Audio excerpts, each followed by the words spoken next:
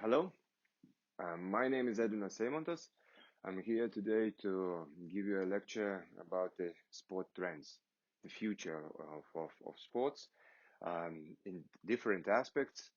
And of course, 1 hour, it's a very short timing for speaking of such a broad topic, but I will try to cover as much as possible details and trends sport industry encounters now. So, before that, I want to show you some videos to start speaking about the trends.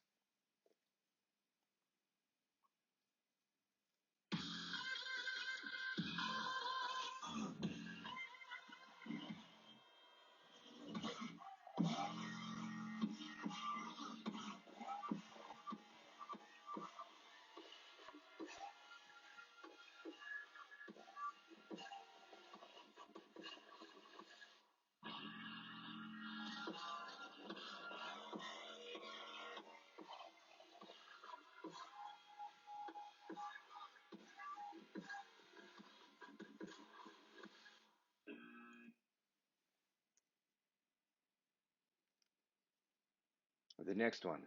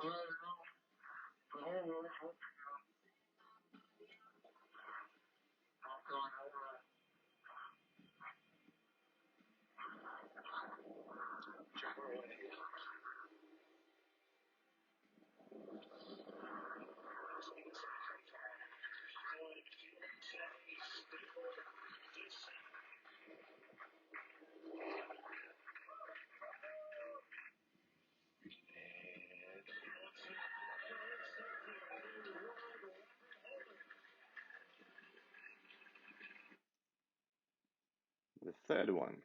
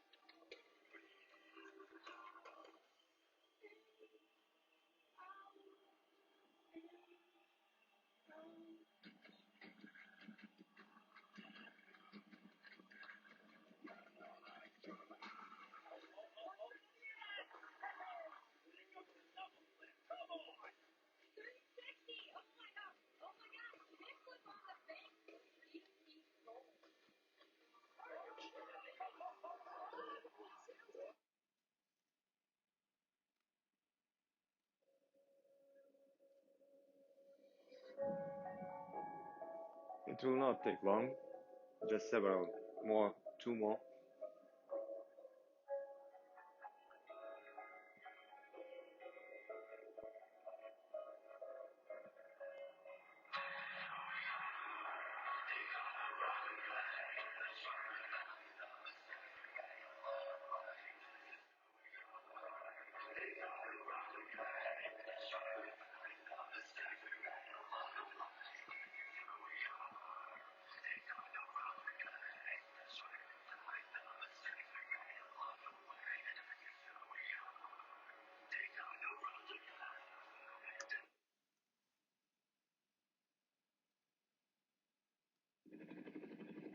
And the final one.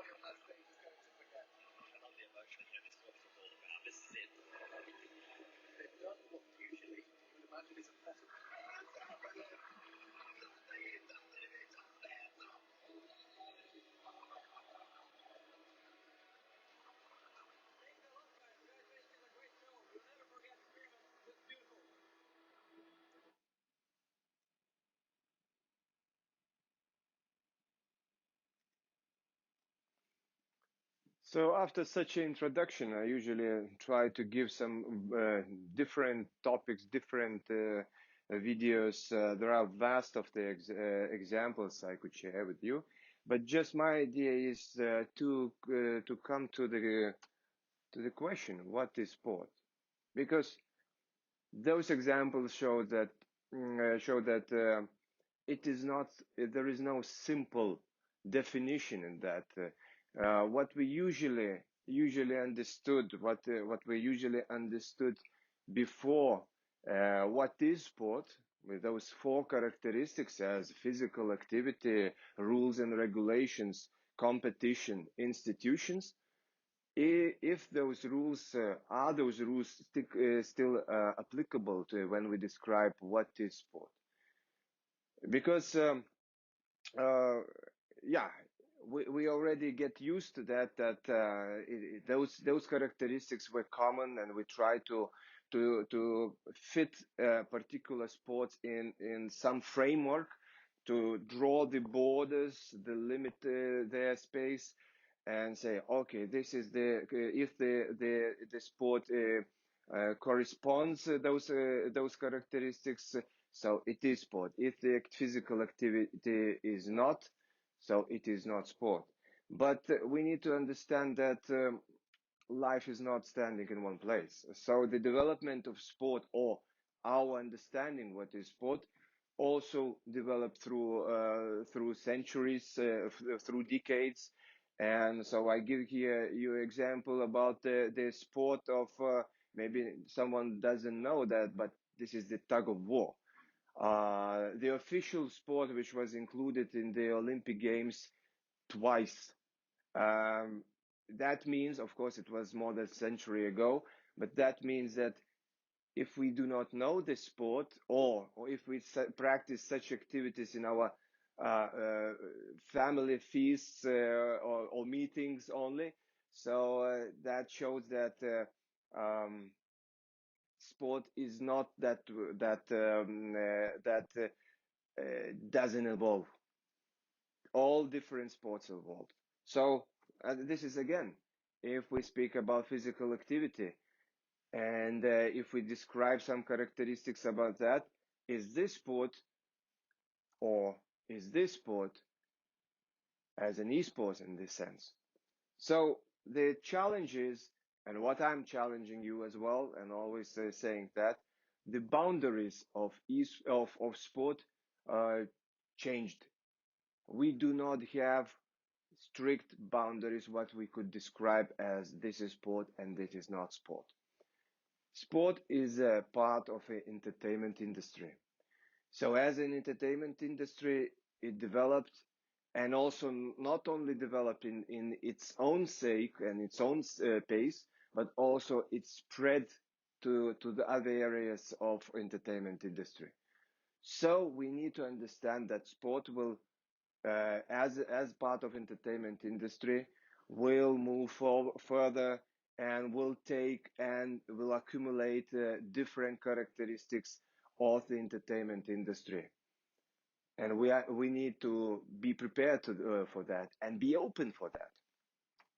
So, just brief slide on the what are the organizations of sport industry, just to show the universe of different types of organizations, those who organize, those who own the sport itself, those who regulate. So we used to have such a universe before, and if we take the federations, the one of the regulators, or those who are standing in the who runs the pyramid of every sport. So the federations, they usually have two questions of why they are existing. So the question is, should they focus on professional sport, or should they focus on grassroots when we speak about development of sport? And yeah, what if we talk about professional sport? We need always to take into the consideration what is the purpose of that. I always ask the question: what is the price of medal? Take in this example, the Olympic medal. Is it easy? Is it easy to answer? I do not give any details more, but sometimes I receive the answer that it is $500 just to produce the very piece of it. Or it could be calculated differently. The impact of the athlete, of the result to the sporting culture of that country, the legacy of that medal.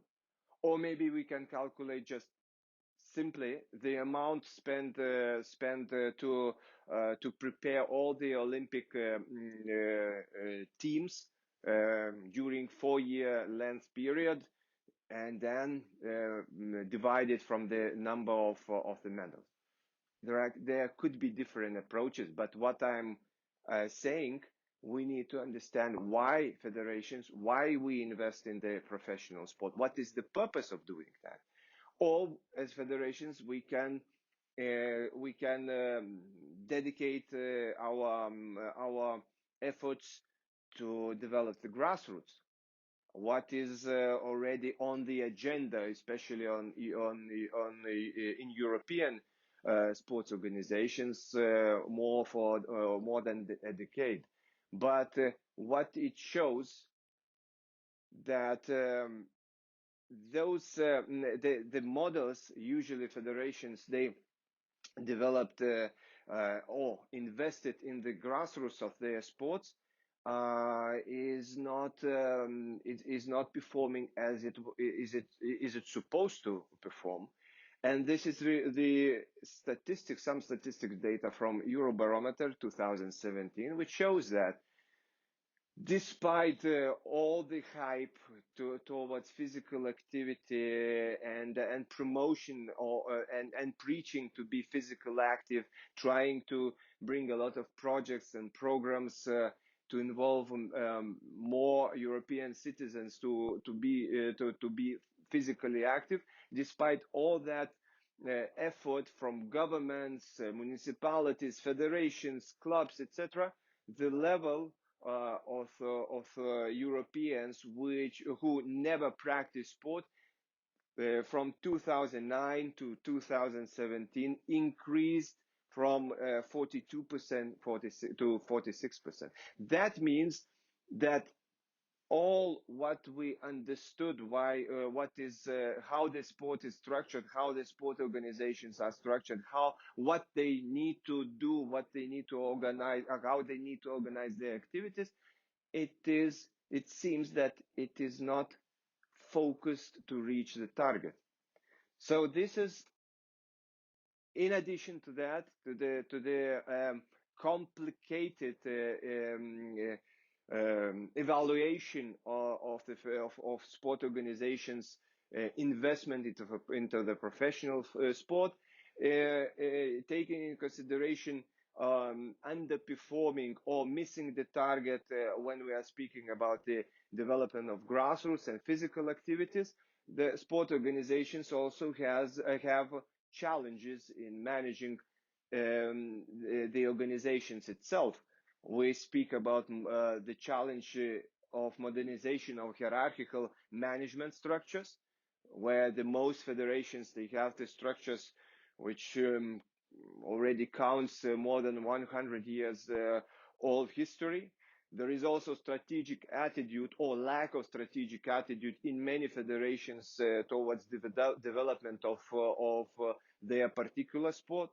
There's also the challenge of good governance, because it is more focused on the result at the moment, unfortunately, not as a process, as a practice, as a philosophy.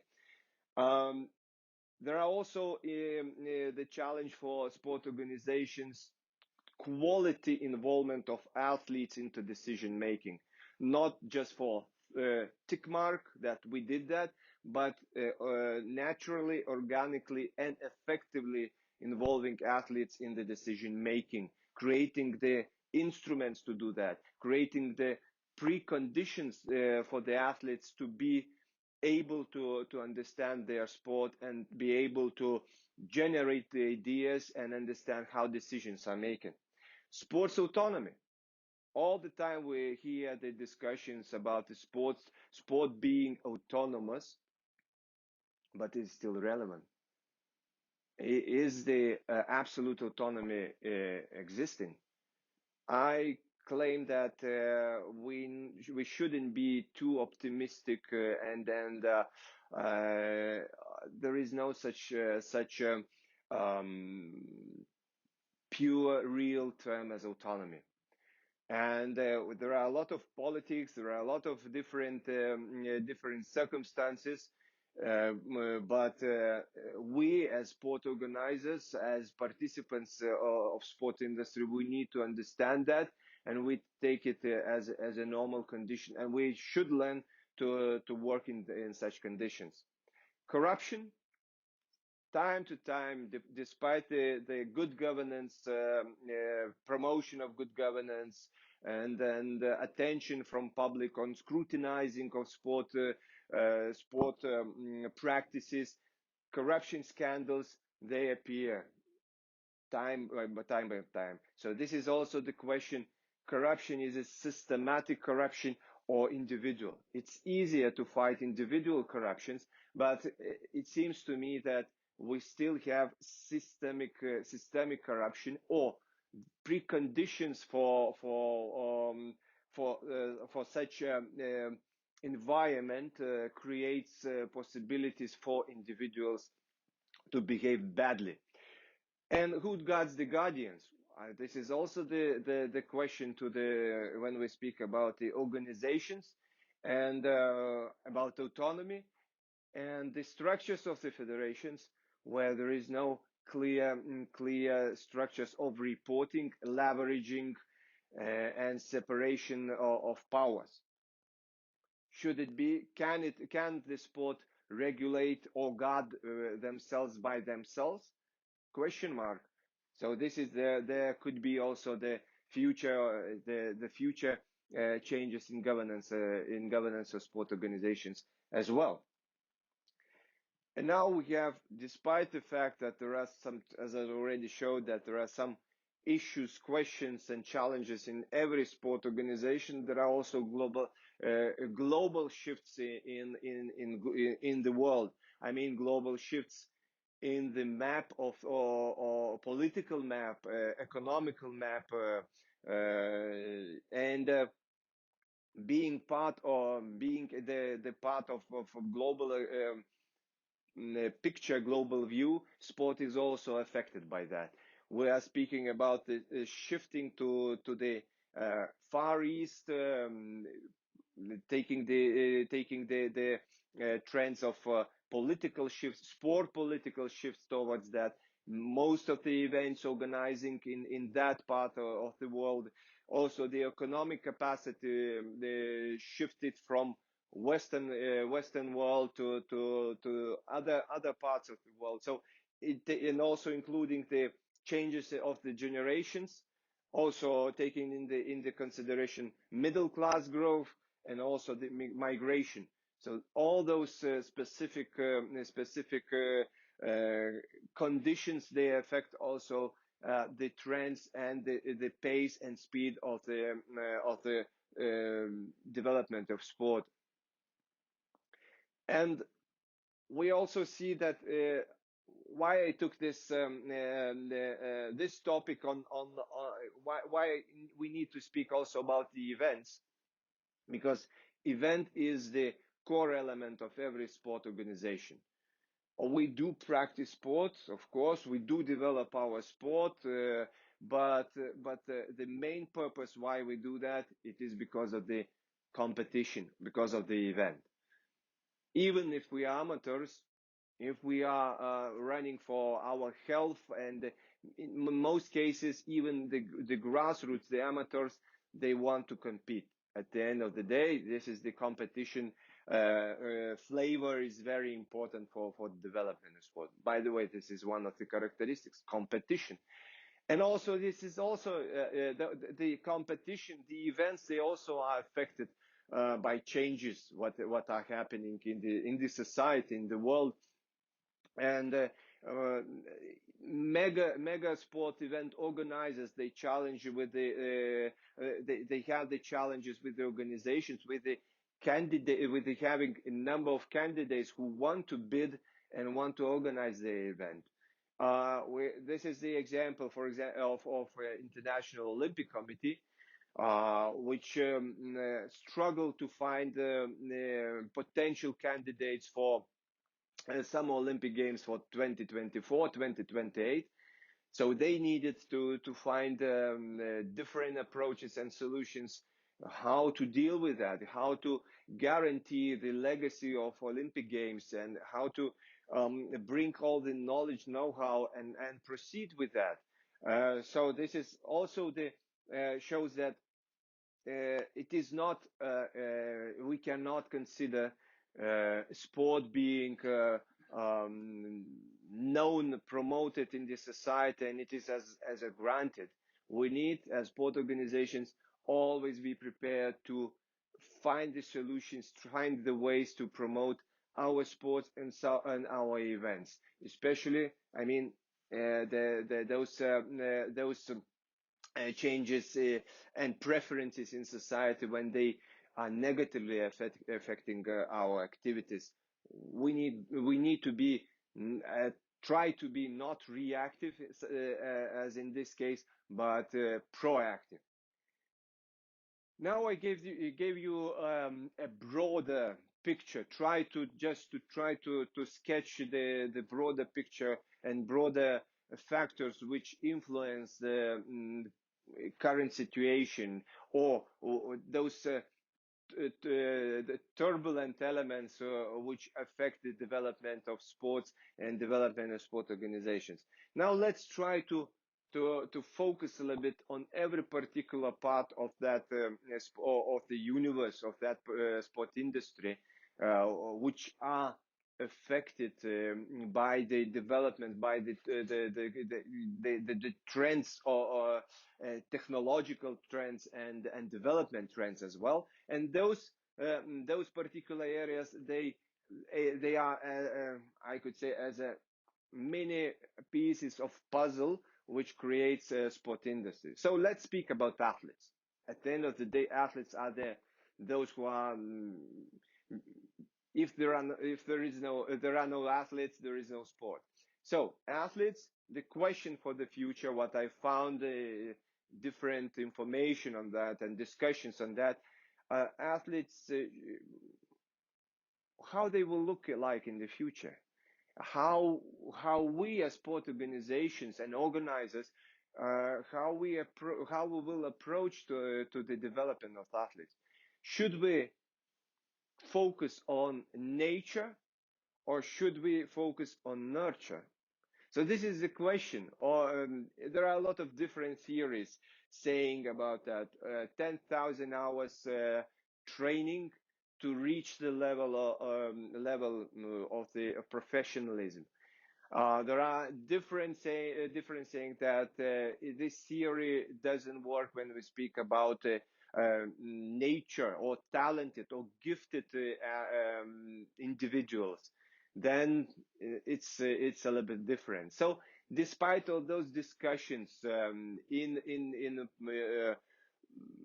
in those who are working in practice, on those who are academical have academical background, what we need to say, and the trend is that there possibly the difference in the future, there will be polarization between professional and amateur sport, and that polarization will grow bigger.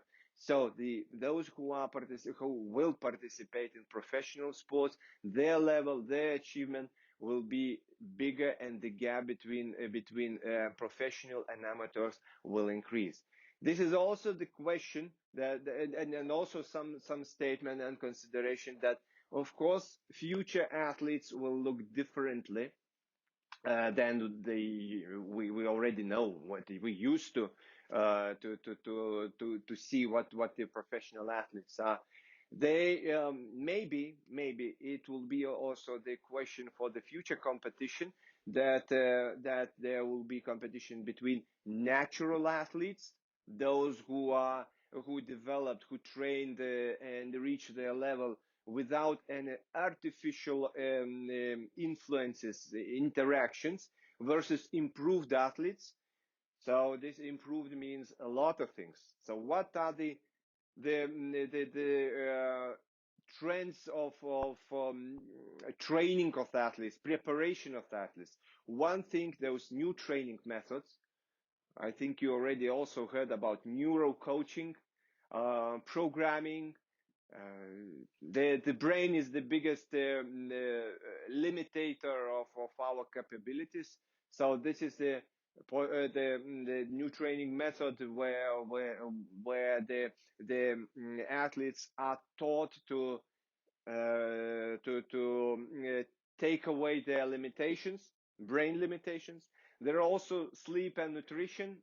It's already happening, and it's nothing new. Those tiny bits helping athletes to reach their full potential with their sleep and nutrition. Cyber implants, which possibly will become normal in the future athlete preparation, just to especially after injuries, or maybe to improve some characteristics, physical characteristics. And this is, I come to the apparel and equipment.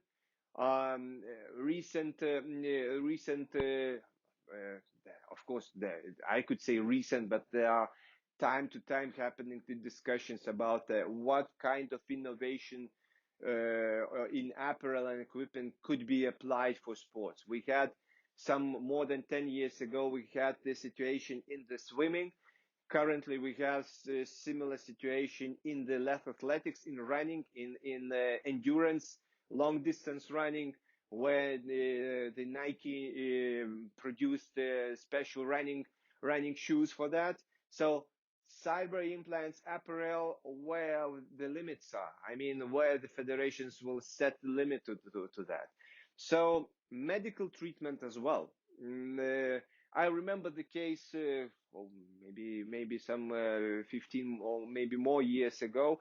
I will not say the surname, but there was the case that athlete was injured before the one of the most important competition, and he was treated specifically in order to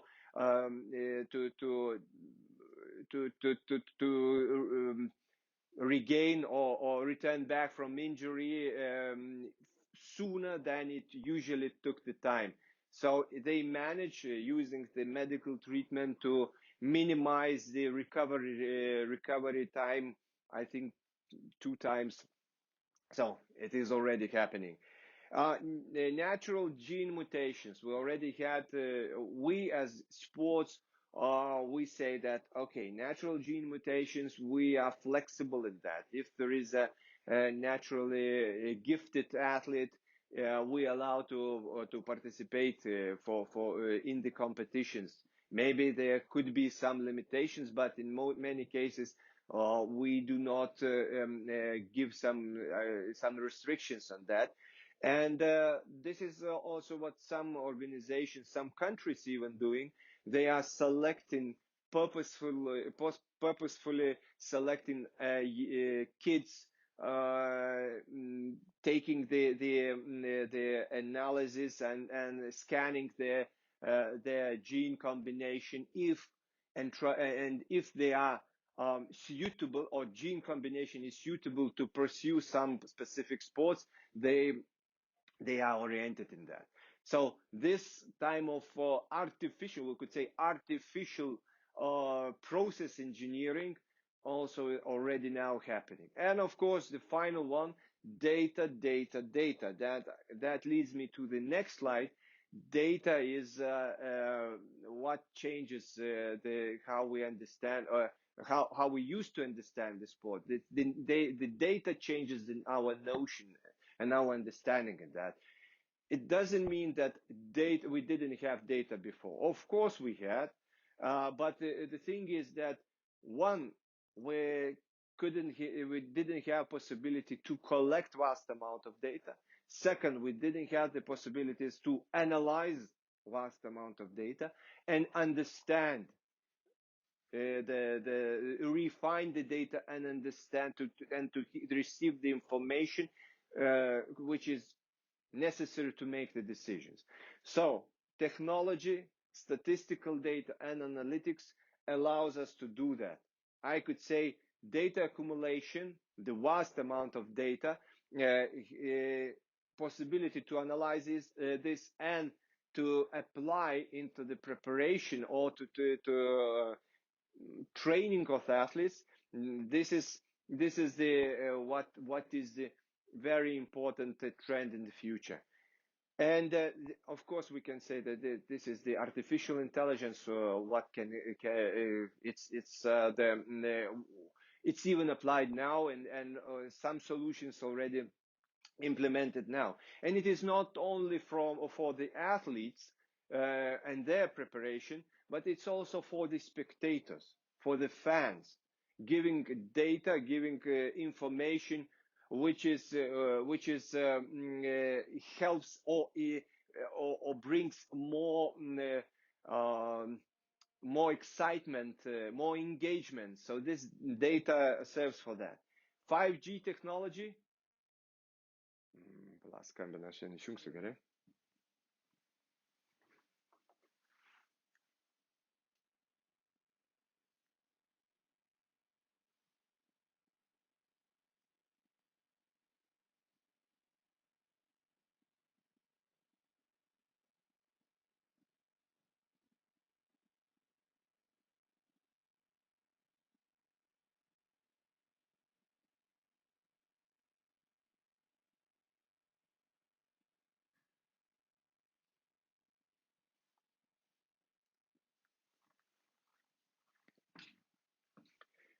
Okay.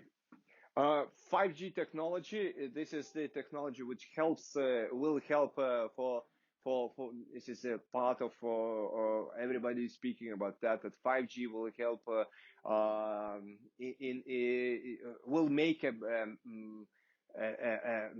breaking point here when we speak about the data accumulation and the transferring of different amounts of data. So this is 5G technology goes leg in leg with the all technological developments.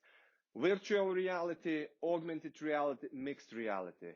We already heard for several years about that. Of course, first of all, everybody was speaking about that virtual reality will make the fantastic changes in sport, how we engage in sport, how we experience sport.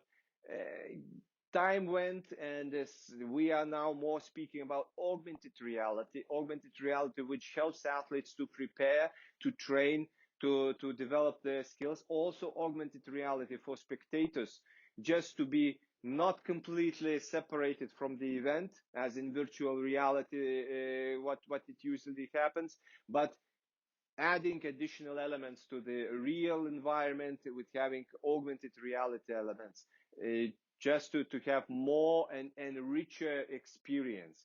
And of course, broadcasting, giving us the possibilities, or sport organizers the possibilities to broadcast different events directly to the consumers. Even more, allowing the consumers, the fans, broadcast the events and combining them in one production and co-producing the events. So this is the technology which allows to generate vast amount of content. And when we speak about the fans as such, it is very important, because fans in the future will be different what we used to have now. First of all, fans will not be embedded locally in one particular area, in one particular country, or one particular sport. They will be fans in global world. Accessible possibilities to just have the access to every different sport, what is happening around the world. Fan will have the possibility to feel to being a fan of the team or the club which is right from different country, and it is okay. I mean, that could be that is understood as normal thing.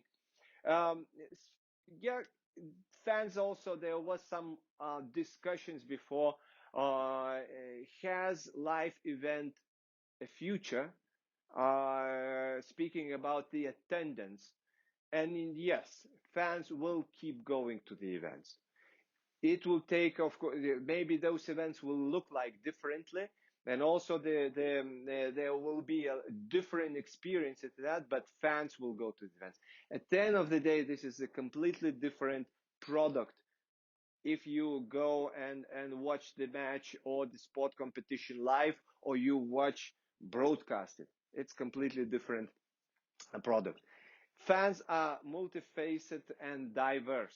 That means that we will not have, as sport organizers, we will not have the possibility to have several segments of our fans. In the future, in the ideal world, it will be every fan could be considered as a segment. I guess in the future, technology will allow us to do that. But in that sense, we need to understand that our fans are very diverse, and we as sport organizers, we need to be prepared for them, because their intentions, their wishes could be different, and we as sport organizers will need to adapt and to serve those wishes. Fans become more active and more influential. That means that they will not be only observing the match, only chanting and supporting their team. They also will be more active in the sport itself and would like to make the decisions. So fans are also more involved in becoming part of the sport show. Already some elaborated on that, saying that broadcasting or content creation, it will be also a task or activity what fans will do. Fans experience sport everywhere and every time 24/7. That means that sport organizers needs to be prepared to generate different content and be accessible 24/7. And that's also, I shouldn't say that, I couldn't say that they need to have such a resources, but they need to maybe create communities of fans, in order fans could feel part of that community, and being surrounded by that community, and that's feeling being served 24/7 could be part of that experience. Uh, Watching of sport events become personalized and more immersing. We already spoke about technology, about about the augmented reality. This could be it will be the future trend, and also the possibility watch, for example, match from different cameras. It's also already happening now. So I'm already doing my content as a fan if I have the possibility to choose to what angle to watch. Extra life, fans insist on extra exclusive content. Yeah, if I am a fan, I need to receive something extra. I need to have the possibility to have closer relation. I mean, closer approach to the my stars and star athletes and so on and so forth. Watching sport in stadium arena becomes luxury. Unfortunately, all researchers show and also data show that prices of tickets they increase. So it will be, of course, it will be not it will be costly, but still, it you can imagine all those augmented reality things, all those entertainment things, data things, additional service things, they come at a cost. So the cost will be ticket prices. Fans will easily transfer to another sport, especially to new ones. Once I saw the statistics that it was carried out the research was carried out in England, I guess, and UK.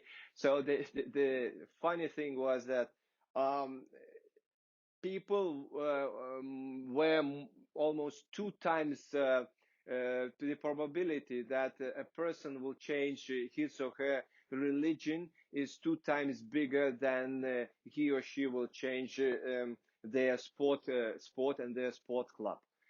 So this is the statistics in UK. Maybe it will differ it is different in other parts of the world, but in the future we will not have such loyalty. This is very coincides with the fans in global world. We are not now. We will not be embedded in the local environment. So we will be the citizens of global world, and it will be all the constituents will help us to achieve that. Um, One is also interesting thing that fans become owners of club teams through funding. There are some solutions in blockchain, in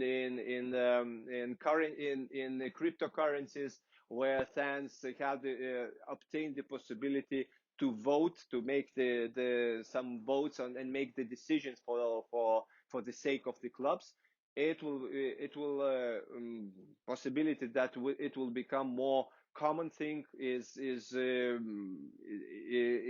real. And fans will consider sport not only as a form of entertainment, but as a vehicle of positive change of society. This is a changing generations. They will inspire the sport to be led by purpose. So this is also the values, what the sport already have now. This is the strong attractor, appeal to the young generation. One, also we have another very important trend. This is enormous attention to women in sport as participators, those who participate, and as spectators. This is also the many sports or most of the sports, they are considered that the biggest crowd, the biggest fans, the biggest part of the fans are men. And so sport organizations, since the competition among different and sport organizations increases, we still have the 365 days per year. The calendar is not expanded, but the number of the competitions, the number of matches, of events increased dramatically. It increased almost two times during those 20, not full 20 years. So the number of the competition level, it increased. So the sport organizations will have a turn. They will need to turn to the segment to women fans as a segment and to try to be more involved in that.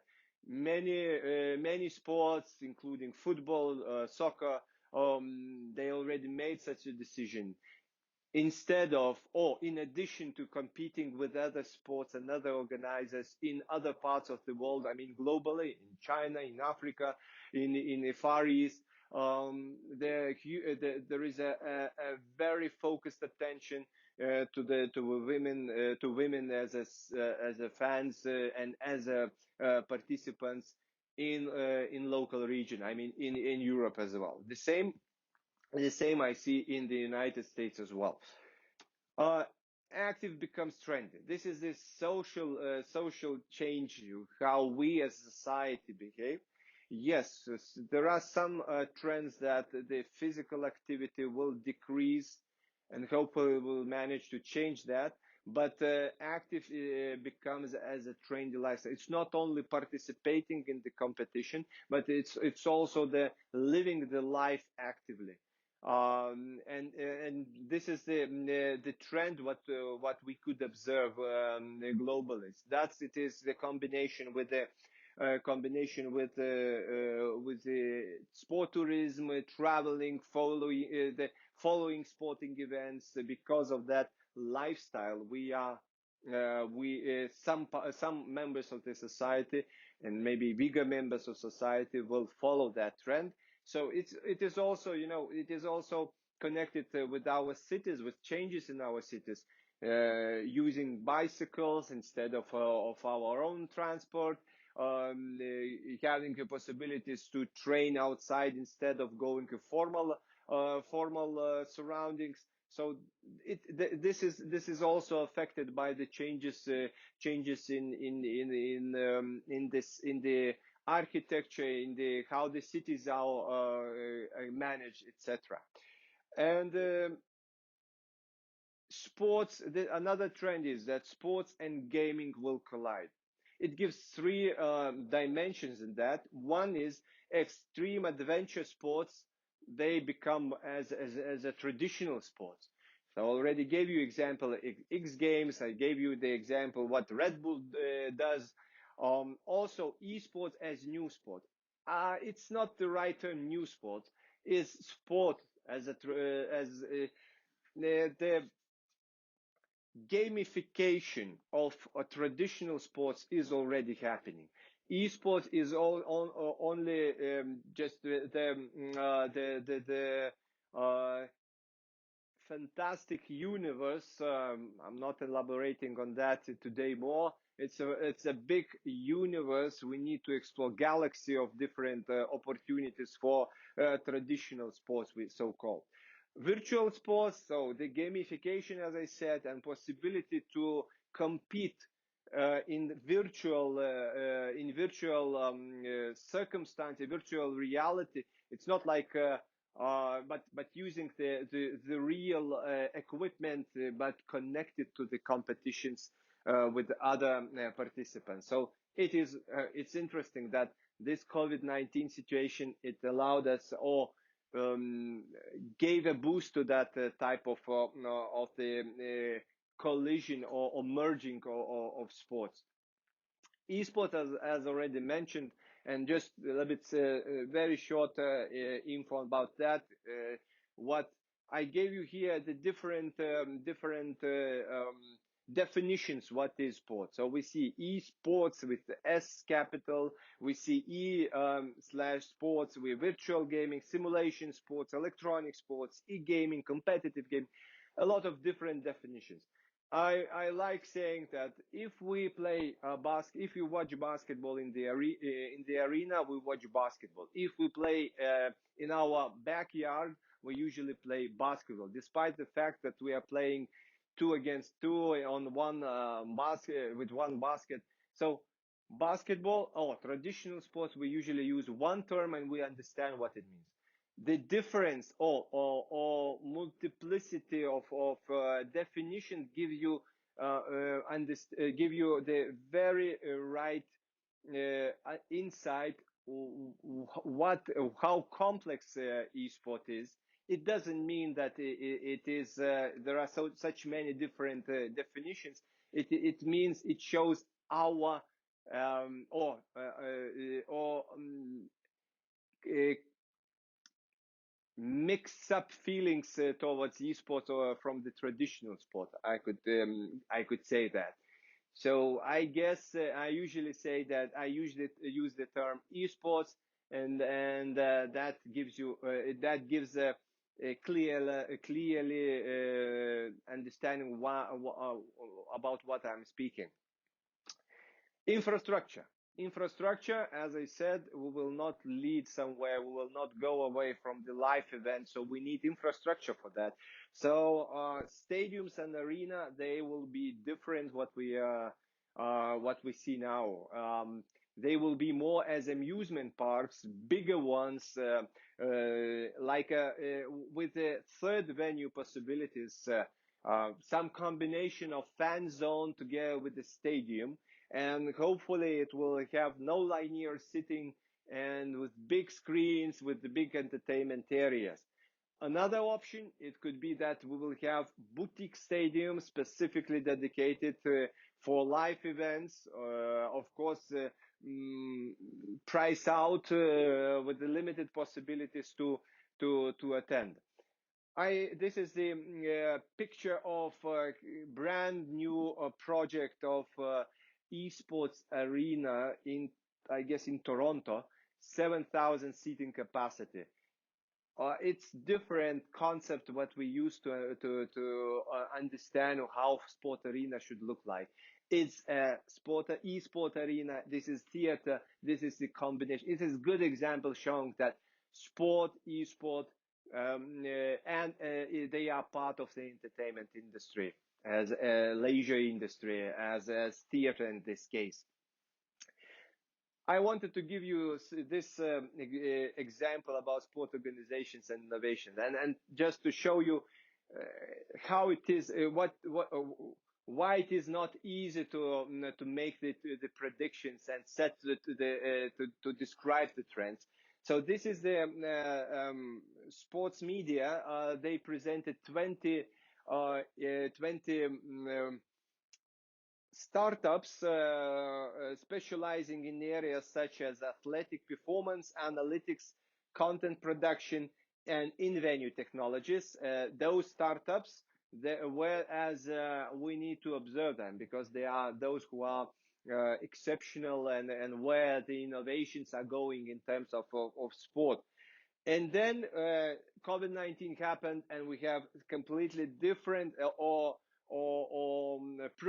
completely different prioritizing when we speak about startups. We have the startups which speaks about the ghost games, how to crowd ghost games, how to have the sound, and then to have this product.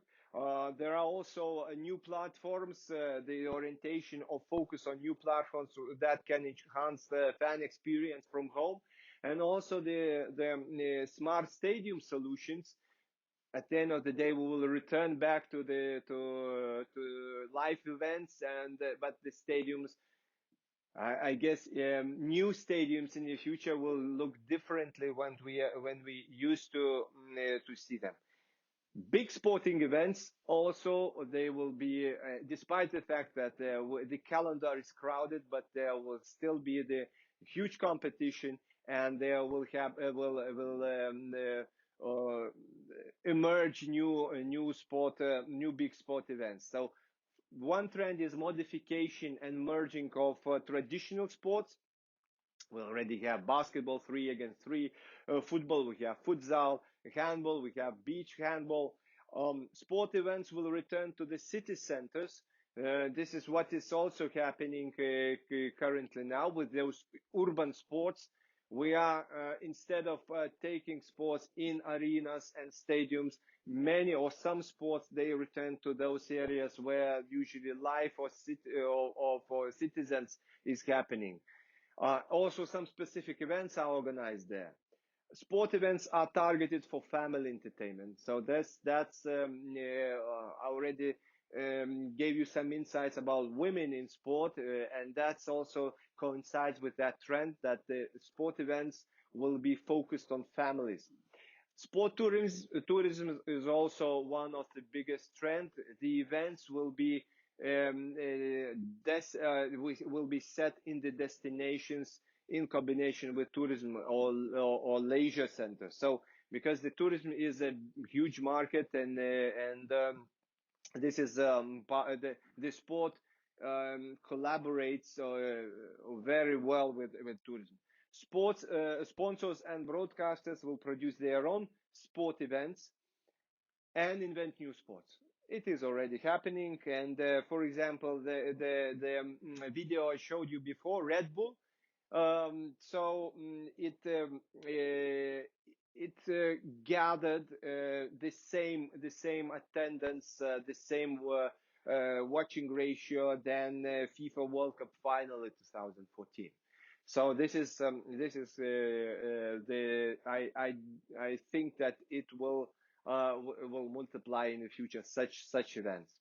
And of course, virtual reality, augmented reality, and mixed reality will assist to occurring appearance of different new sports as well. And not saying that if we will have simplified logistics in the future and the possibility to travel faster, it will also have impact on how the sports are, how or what new sports emerge. New broadcasters of sports, this is also very important, because broadcasting helps to create more content helps to engage fans, and so on. All those parts are interrelated among each other. So broadcasters, I mean, the over-the-top possibilities. So this is the slide which shows that if the slide was to produce 20 years ago, there were different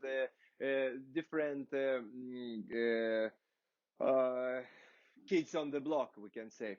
Now we have all those who are the main players in the broadcasting of the broadcasting and sport industry. By the way, Stadia, they already stopped. I mean, they stopped the what they intended to do, so recently there was a message that Stadia as a project is on some kind of on hold. Overlapping with entertainment industry. So this is the one thing, that the global expansion of different leagues, different organizers, they cover not, they are not embedded in one particular location, but covering all world or globally. Influencers and celebrities taking into the sport, or combining them with the promotion of particular events and sports. New clubs are organized as media agencies, not those who are developing sport from grassroots to the professional level. Yeah, it could be, but they are more as media agencies for content creation. So this is the philosophy in many cases. In many cases, how the clubs should be organized, the philosophy is changing. And esports and music, they're a good example how different industries they go hand in hand, and they mix. Shifted funding. Uh, One thing is very important, that state funding, what usually traditional sport received the biggest part of funding, will be based on, especially in grassroots, not in professional level, especially in grassroots, will be based on cost benefit analysis. So there will be stricter requirements and control on public funding. That means that sport organizations need to find different funding sources. So one of them could be crowdfunding of particular athletes, like shares, some kind of. So bonds and shares, as I said, for future income of athletes as a third-party ownership. I think sport organizations will need to come back to that, to that as a solution. And also innovative funding scheme as cryptocurrencies possibility to fund and collect funding from individual persons. And I will turn around and will return. I started my presentation from federation side. I mean, from sport organization side, and I always since contemporary sport, we calculate 150 years since the mid of 19th century, and federations were established because clubs needed them, athletes needed them as intermediaries who can or what can regulate, issue the rules, regulations, govern the sport. So currently there is also the question how this sport, particular sport, will be governed in the future. Will federations do that, or how it would look like? Because there are the trend of mega clubs, mega leagues, mega event organizers, which have their role and participation in sport industry, in that sport ecosystem. Also, the national identity. We are speaking about the global fan, but is national identity still relevant, or will it be relevant in the future? And maybe this is there could be the trend which will help the federations to survive or to find their place. National teams, national identity, and sport will become a platform for advertising of countries. And finalizing my presentation, I will just to show you the uh, uh, how naturally different stages, different phases of sport development change each other. Right in the beginning, in 19th century, we could call it European change, the sport century, where sport organizations, sport federations were established, trying to keep the customs, the practices, codification, regulations. 20th century was famous for its North America style of sport development, with the laissez-faire economics, with the managerialism, commercialism, and globalism. And now we have 21st century, uh,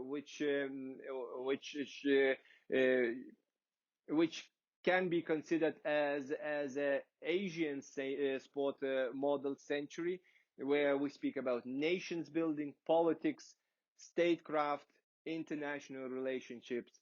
So those are trends you need to think, you need to reconsider, and I really expect that my presentation gave you some insights, some thoughts, some considerations.